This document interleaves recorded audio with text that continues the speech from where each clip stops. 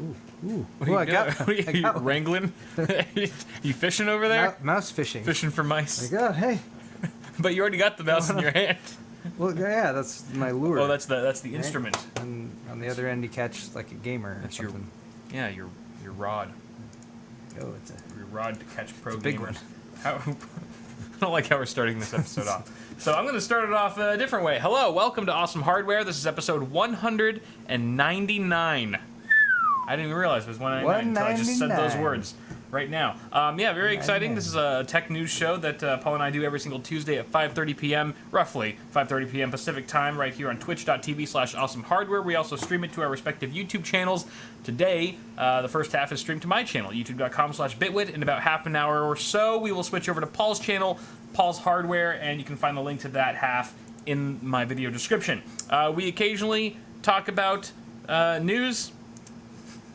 We should really always talk about news. We do that pretty consistently. We do. That is probably the only thing that's consistent about this show, actually. So I guess we have that in the bag.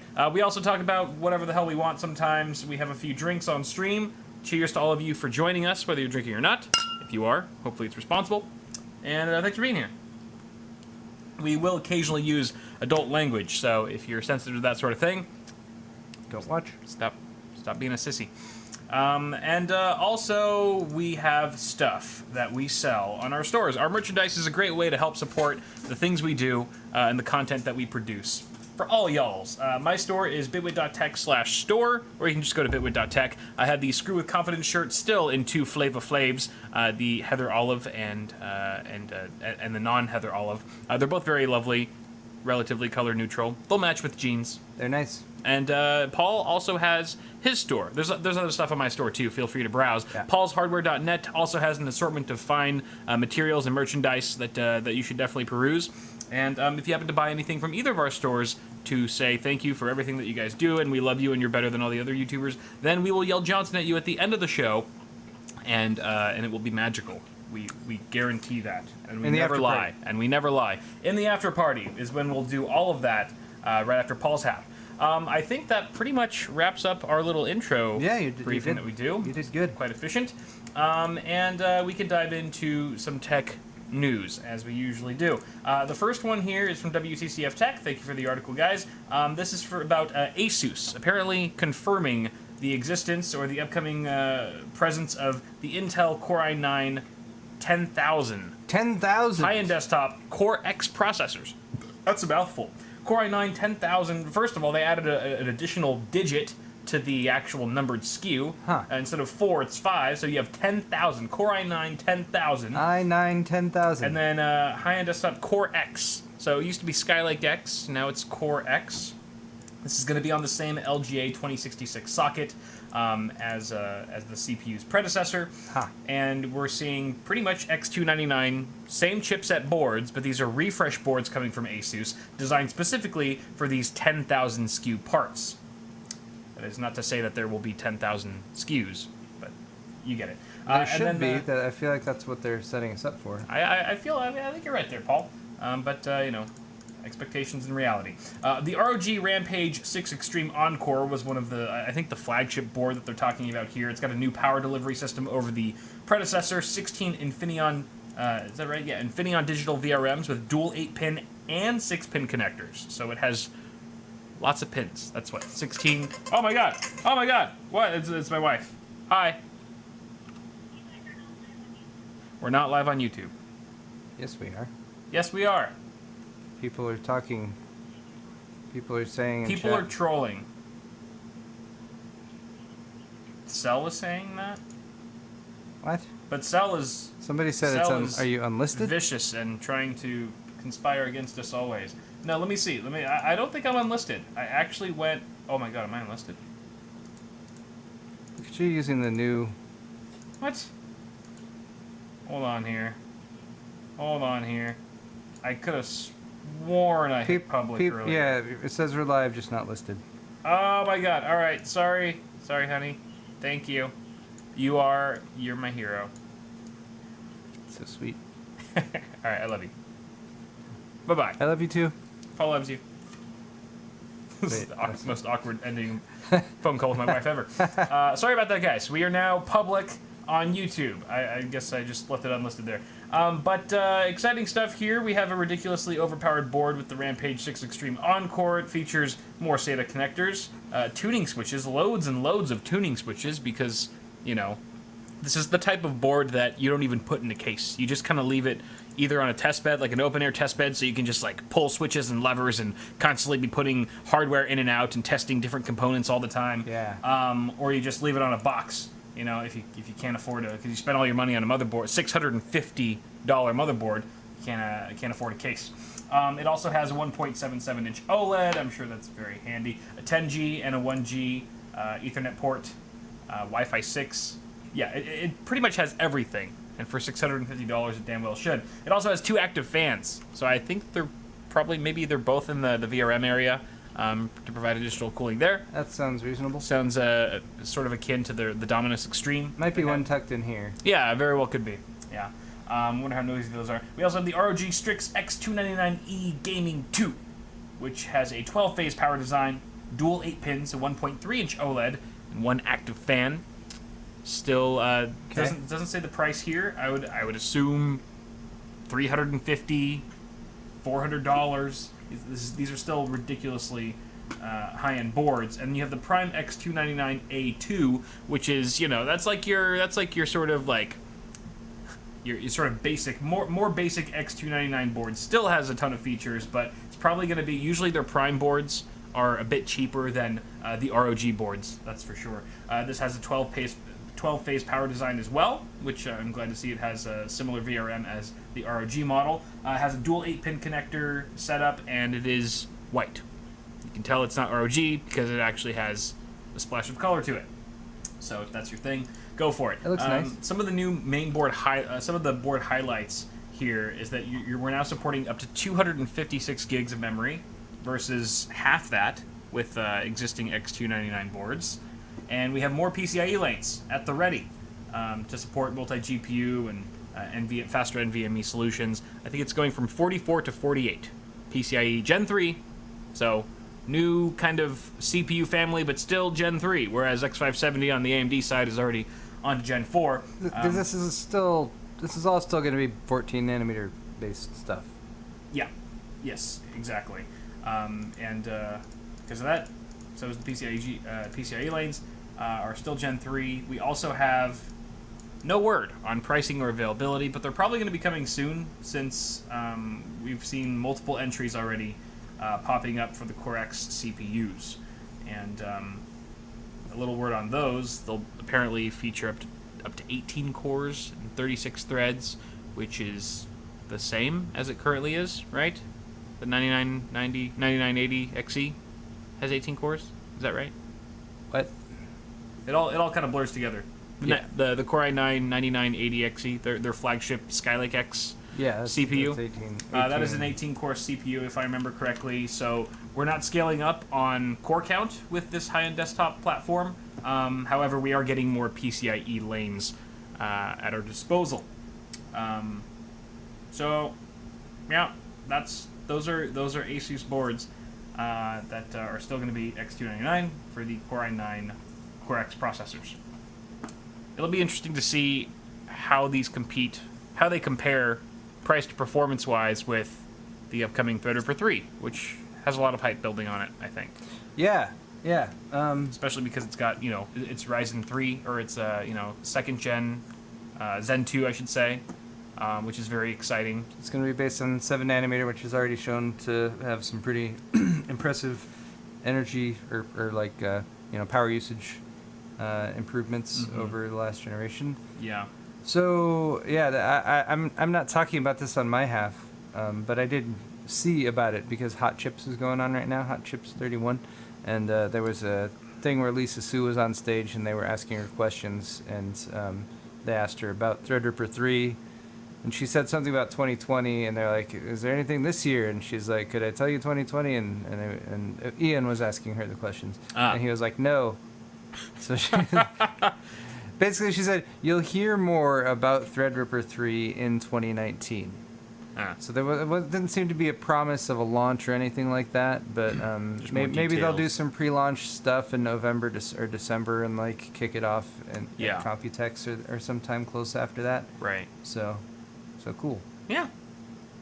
I have high hopes. Not too high. Realistically high. The perfect kind of high. Let's move on. Sounds nice. Let's go. Indeed. This next article is from overclock3d.net, and it's about NVIDIA's new driver, version 436.02. I'm sure a lot of you guys have heard about this already.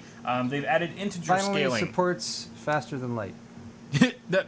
Not quite, but kind of. It supports faster than light, looking better than it did previously on modern high-end displays, or high-definition displays. With integer scaling. Yes, with integer scaling, that they're referring to as Turing integer scaling. Basically what this is it's supposed to fix pixel art titles, like Faster Than Light, for example, or any kind of like retro game or an indie title, that's kind of 2D pixel art style, because those usually suffer on modern high-def displays because of scaling resolution. When they get scaled, the pixels actually get blurry, and it kind of takes away from the art and the overall aesthetic. You can kind of see the before and after here with linear interpolation versus the new integer scaling technology that they built in.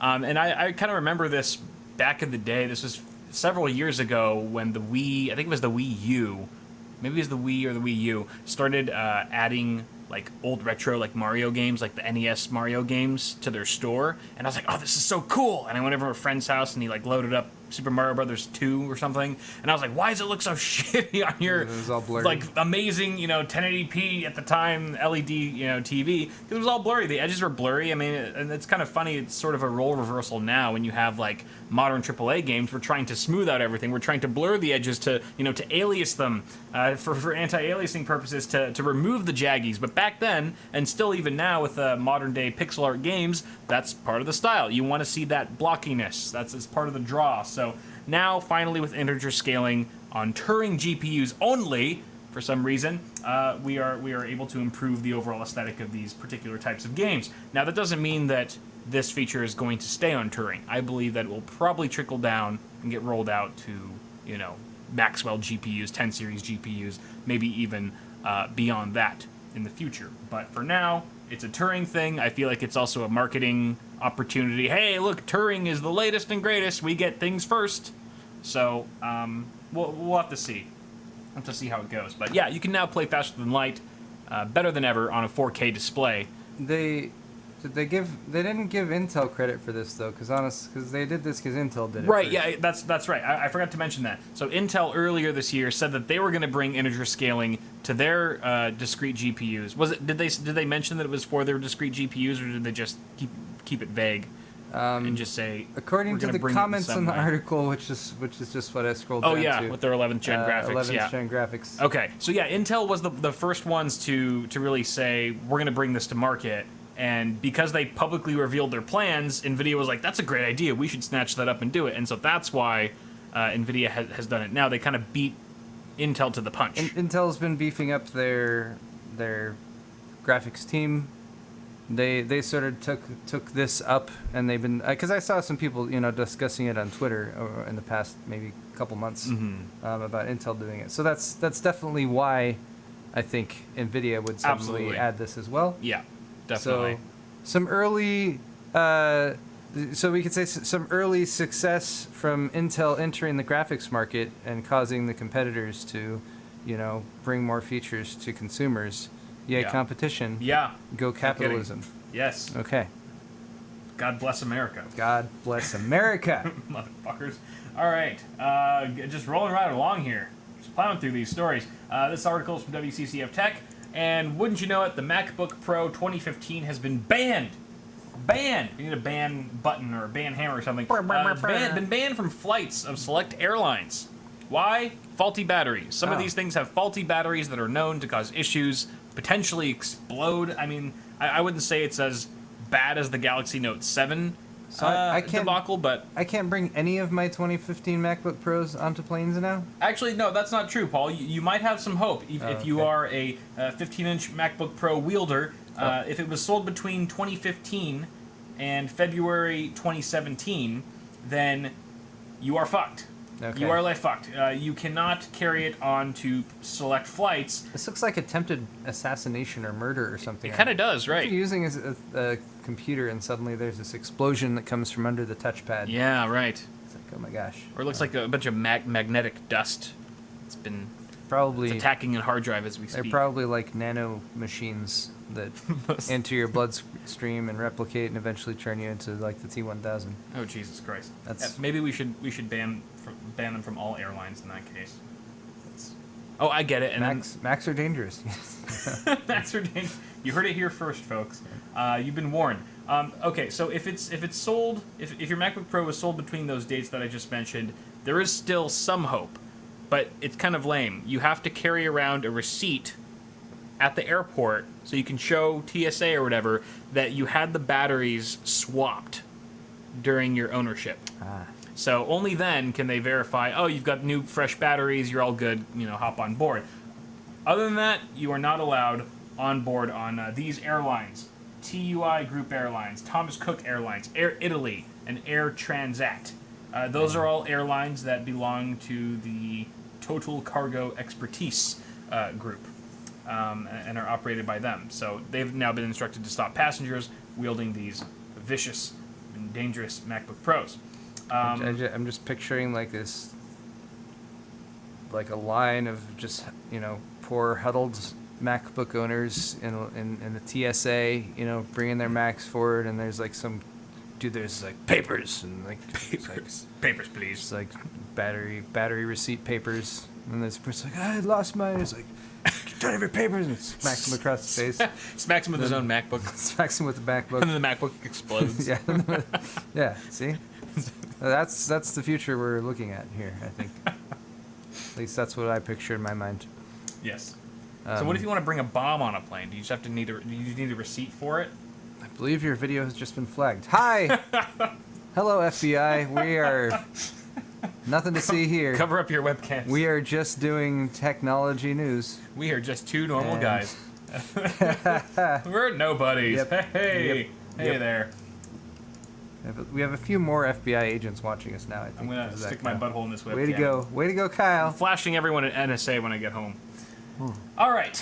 At any rate, the hottest news of today clearly has to be that Corsair has announced a wireless RGB keyboard. Oh. This is history in the making, my friends. K57. K57. Look at that. All right, this was announced at Gamescom this week. And look at that yellow background. This is an RGB wire. No, what was the other one? Was it yellow. the K65 or K68? That was their existing wireless. I've been using it out in the living room. Right. The K60 something. One it's of those. 10 keyless, which I never liked. Because I always needed a number pad. It's got blue LEDs. It has blue LEDs, which, I never understood that. Just go with white. White will match with everything. What the heck is Capellix? What do you mean, what is Capellix? Oh, no, you should know what that is. Didn't they show that off at CES this year? That's their LED technology. So the LEDs are 60% brighter than traditional LEDs, but they're way more power efficient.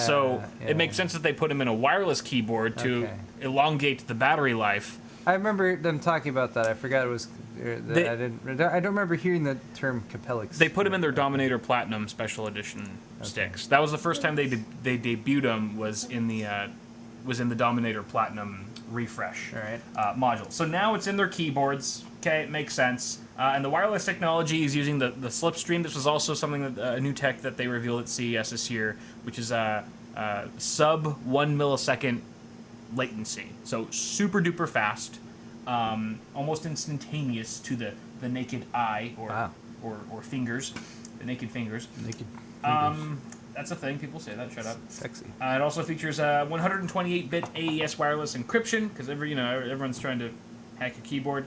There are alternative connecting methods here, connectivity options. Bluetooth 4.2 is on board. You also have wired USB, so you can actually use it while you charge it, which is nice. Has a 3200 milliamp nominal capacity battery, which runs up to 35 hours with standard lighting, or 175 hours without backlighting. And that's with the slipstream connectivity. If you're using Bluetooth, you actually get quite a bit more than that. Yeah, I already mentioned, you already introduced the Capellix, and that allows longer battery life, brighter LEDs. I'd love to see how this actually looks on a keyboard. I've only seen it in the memory modules, but bit of a catch here, bit of a caveat, is that the keyboard is rubber dome. What? It is a rubber dome keyboard. Tactile, rubber dome tactile, but still rubber dome. These are not mechanical switches, and I have to think that the reason why is because of cost. And they're trying to make this, they're trying to lower the barrier of entry, and they want to get it sub $100, which they kind of did. It's $99.99, so it is $100. And I feel like it would have been $140 if they put cherries. Pay in there. $100 for a rubber dome keyboard. I don't know. I've never tried out. I've never tried the rubber dome tactile from Corsair. I'm in full agreement though. Are they the? It's the kind of mechanical or whatever. Yeah, they call those? and they're not. It's not the same. There's, in my opinion, there's no great alternative to cherry. There is really no great alternative to cherry right now, and I feel a little bit robbed here because I've been waiting so long for Corsair to release a wireless version of their keyboard that had RGB, and they finally did, but they traded it in for rubber dome switches. They traded in the mechanical switches that were on their previous wireless keyboard for rubber dome, and now we have RGB but no mechanical switches. So, what the f? I feel like now we're just waiting for there's probably already got to be plenty of RGB rubber dome RGB rubber dome wireless keyboards already on the market. Right. Yeah. Exactly. So, What the hell's wrong with your?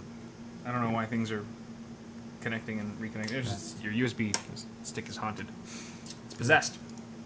So I feel very conflicted about the keyboard. I'm sure it looks great, but does it feel great? I want it to feel good in my hands. That's a good question. It needs to feel good when I wrap my hands around it. All right.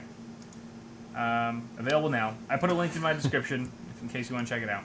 All right. Next, our next article took my breath away. You might say it was a breathtaking read. It's actually about the fourth Matrix movie, and it's actually happening. They're going to make a fourth Matrix movie with old Keanu Reeves. And Carrie-Anne Moss. And Carrie-Anne Moss. Which, what? How? How is Trinity coming back? How does she come back from the grave? Oh, spoiler alert. Is it okay? If she's in the movie, like, what? Is it okay? All flashbacks. I don't know. Here's an ethical question. Is it okay to drop a spoiler alert on a movie that belongs to a series that's 16 years old? That's over 16 years old. At what point can you just drop a spoiler alert? That Trinity dies. Oh, that's why you're spoiler alerting. Yeah, no, there's no need for that. No need, right? It's far long. Yeah. Like, what do you think? Is it like a year? People should be aware of that. After a year? Like, what about like Avengers? You know, like could after a year could you be like, oh, I didn't even mean to do that, but it kind of worked. The snap. Yeah. There's a tooth, and you snap twice, simulating. Anyway. There's layers. You can't fuck with this. So what do we know? What do we know about this? We know that it's a movie. It's a movie. It's only one of the Wachowski sisters is involved, but she did direct, co-write, or she will direct, co-write, and co-produce it. Production is to start in 2078, when Keanu's cyberpunk contract ends. Just a little joke there. Sorry, just kidding. 2020, next year. Oh, okay. It will start next year. Lana Wachowski argued that many of the themes from the original Matrix trilogy are even more relevant in the modern era. Such things as simulated worlds, AI. It wasn't the modern era when... I guess it's always the modern era. Oh. I guess it's always the modern era at the time. But I think maybe these themes are even more prevalent than they were. More relevant than they were. So, yeah, new Keanu. His popularity was already sky high, and now it's just, I don't know, within just the fact that he's just kind of boosted up in pop culture and his continued success and popularity is just They just been wrapped elevated. shooting the next movie with Keanu Reeves and Alex Winter. Yeah. Wait, what? What? They just finished wrapping? Bill and Ted, the next Bill and Ted movie. Are they making one? Yeah. Oh. They just finished shooting it. Really? Yeah. That's... I don't know what it's called. Bill and Ted That's excellent. are old now. Bill and Ted Geriatric Edition. I'm excited for it, though. Bill and Ted's Boring Adventure. They're just on the couch, just... dude. Cheech and Chong. All right, let's move on to Games Report. Yeah, Games Report. Because games are good, and we like games, and there are things happening with games, especially because Gamescom. That's perfect. Because Gamescom and stuff. So Gamescom, actually, we kind of start with a tech fail here. Their opening show was temporarily blocked by YouTube, actually, for Ubisoft copyright infringement. Oh. The event creator, Jeff Kiley, I'm not sure, had a video that he was going to show at the event, but it was taken down by YouTube for containing copyrighted Ubisoft content. Oh. It actually said, when he tried to display it, this video contains content from Ubisoft, who has blocked it on copyright grounds. Funny, because Ubisoft was there. They had a strong presence at the event. Well, at least it was pre-approved. He should have been able to do it, but I guess they just never greenlit the video, and so they got a video unavailable message like that, which is kind of funny because it's sort of a slap in the face to the publisher. There was a DMCA takedown to a publisher that was participating in the event. How ironic is that? I guess it's also say that YouTube system is broken still and subject to many flaws and accidental takedowns. We're going to be talking more about YouTube on my half of the show. Oh, great.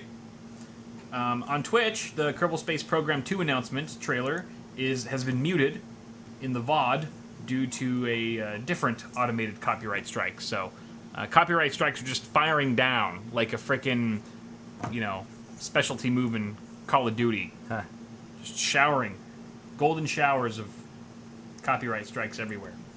You can interpret that the only way that it's meant to be interpreted. Let's move on to the other games report, which is ray tracing being shat on all the things. Everyone ray needs tracing it. news. Everyone needs it. Minecraft, everyone needs it. Everyone wants You it. need the ray tracing. I need it. Give it to me. Minecraft is now featuring path tracing, which is similar to the RTX Quake 2 implementation that they're giving the game, which launches later this year. But now Minecraft has full-blown ray tracing. Look at that, before and after. Whoa! RTX on. Holy moly! Take it off? No, take it on. That should be their slogan.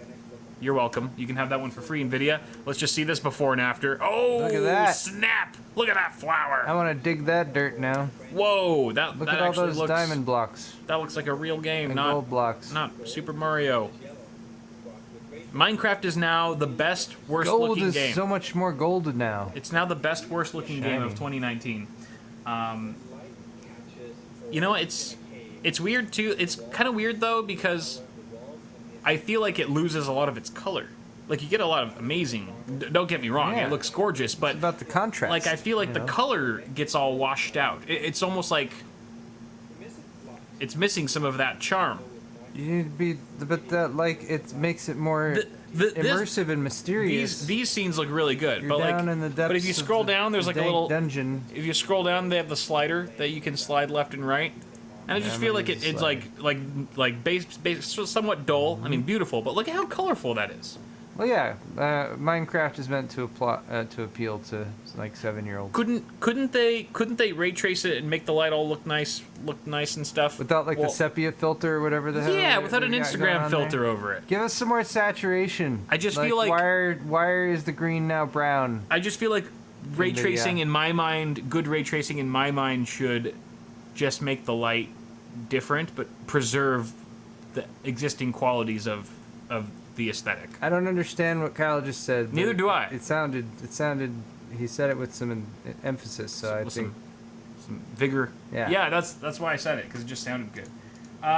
So yeah, there's other games that are getting ray tracing. You need something RTX. like halfway in between, like if you kind of do it really fast. Oh yeah. Oh, maybe they could do like a flicker, right? like a flicker, like an LED flicker effect, where they just do that really fast, and then you get the perfect sweet spot, like they do with interpolation refresh rates. That's what they should do. On televisions. You're welcome. Yep.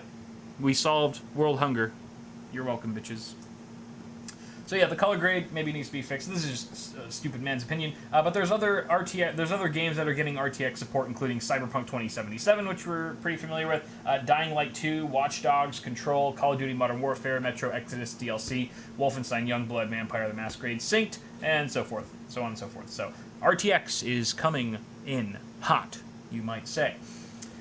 Funny how far it's come from just a year ago.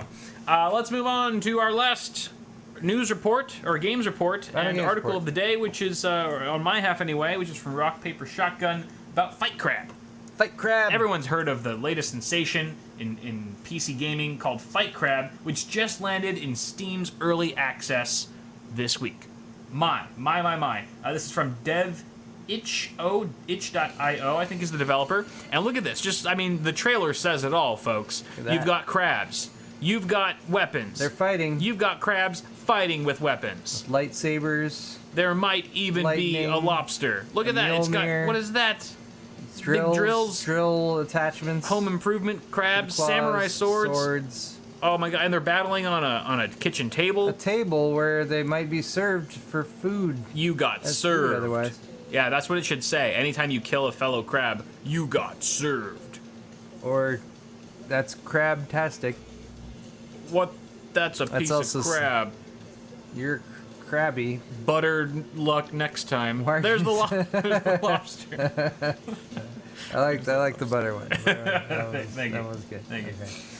So yeah, this is going to include a campaign. It's fully fledged early access title with multiplayer. It's got both online and split screen versus modes for $14.80. I say give it a whirl. Wow. And it's not just a bunch of crabs fighting either, Paul. This game has some intensely deep and compelling lore. Look, YouTube is recommending that next we watch the live stream that we're currently doing right now. Thank you, YouTube. Thanks. I really appreciate you feeding us right into that. It knows that we're narcissists. I guess so. We're just full of ourselves.